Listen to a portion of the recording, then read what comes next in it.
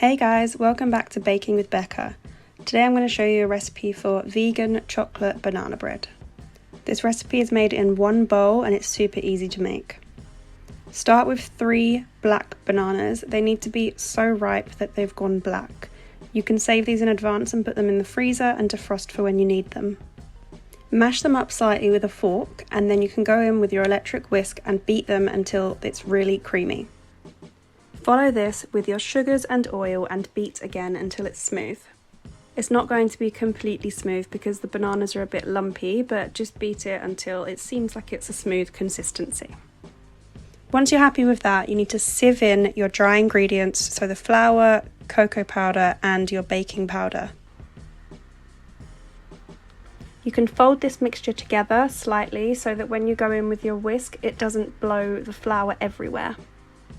If you feel like the mixture is a bit too thick, then you can add in a tablespoon of plant milk. I've chosen hazelnut because I think it complements the chocolate more, but you can use any kind of plant milk. Because there's no way to use the exact same size of banana for every recipe, this is why sometimes you might need the milk and sometimes you won't.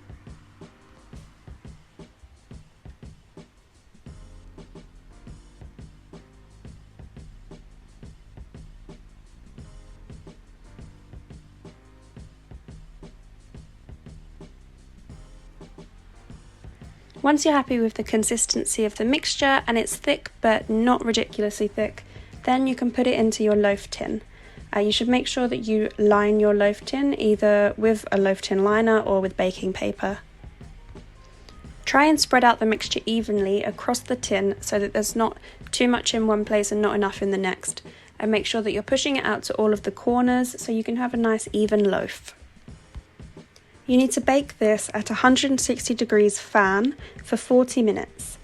You should check this at around 35 minutes and at 40 minutes. As we said before, you can't tell with these bananas if you've got a bit more mixture or a bit less mixture. But the best way to check if it's done is to put a toothpick or a wooden skewer or a cake tester in and make sure that it comes out completely clean. This is quite a lumpy looking cake and it's just due to the mixture using the vegan ingredients and the bananas. It comes out kind of textured, but the taste is amazing. As you can see from just looking at the video, it's a really soft sponge and it kind of resembles like a moist chocolate cake, and that's definitely what it tastes like. Thank you for watching this recipe. Make sure you're subscribed and you hit the like button so I know if you've enjoyed this video. See you next time.